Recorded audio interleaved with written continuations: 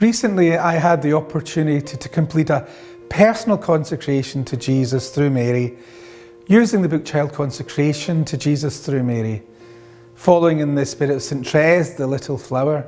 It's a fantastic book, and I would recommend it to priests and individuals and families and children. Filters the principal components of St. Louis de Montfort's consecration, but through the lens of the spirituality identified with St. Thérèse, the Little Flower. It's characterised by simplicity and confidence and trust. And more I'm seeing the beauty and importance of growing in simplicity.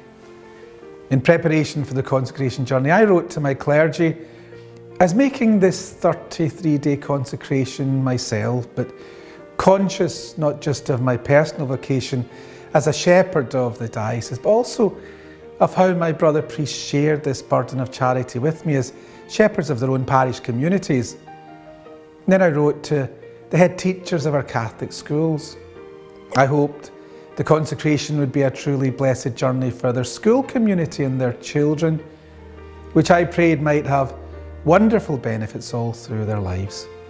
I wrote to our parents.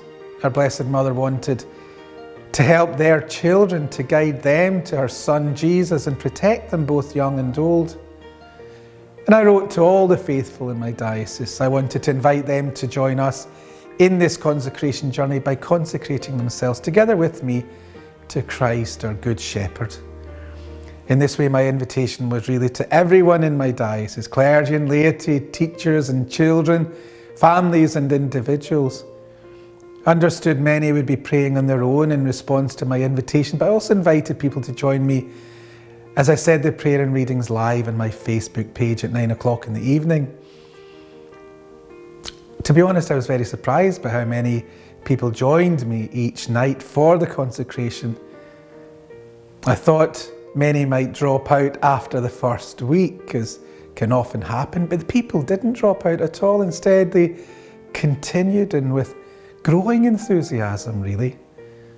I saw this consecration as a time of grace. Many I found were touched by the evenings, with one person saying at just over halfway through the consecration, 17 days of pure joy. There seemed to be graces surrounding this consecration all round, and something greater than the sum of its parts, as it were. There was a palpable excitement felt by those who were participating.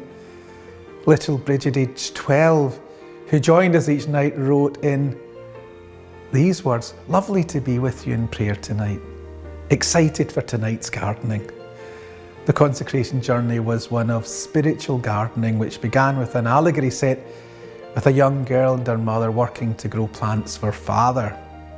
The 33 days of prayer had the effect of bringing prayer back to families and into family homes. One person wrote to me saying the consecration became the focal point of our family of 6. Another person shared, "I'm surprised I haven't missed a single day. Normally, I'm not able to do such things. I don't think I've finished a single novena in my life." What a blessing this one has been.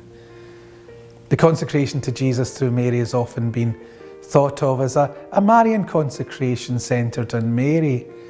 Yet the book was careful to keep the focus always on the end, which is closer union with Jesus. Devotion to our Blessed Mother will always lead to Jesus, and this consecration is no exception. Indeed, knowing and loving our Heavenly Mother draws souls to know and love Jesus more.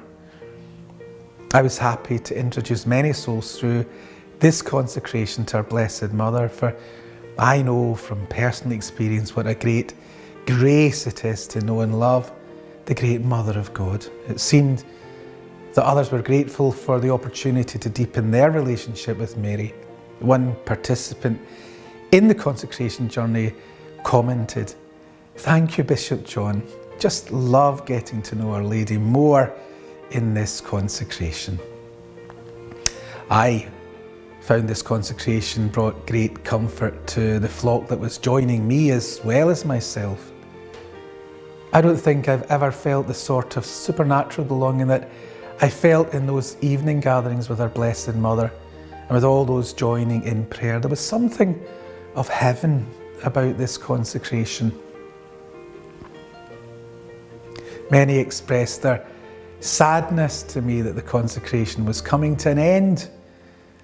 I could see something beautiful had begun with so many souls. They in many ways are my spiritual children, and when you see them taking great steps forward in faith, you want to be there to steady their steps, to keep them going forward. And so, in the end, I decided to continue praying the Rosary each night, as we have done the last 9 days of the consecration journey. In this way, I could see the consecration had effects on both the members of my flock and also in me, their shepherd. We together, I suppose, have moved forward on the spiritual journey to our Lord. So this consecration has been one of the loveliest things of my priesthood, and I pray that many shepherds will consider using this book, Child Consecration to Jesus through Mary, following in the spirit of St. Thérèse, the little flower, to lead their consecrations in their parishes, and that many souls and their families will make use of this book as well. This journey is one of simplicity, of childlike trust in the love of God that helps souls to scale the great spiritual heights. I humbly invite you to make this consecration journey, and I don't think you will regret it.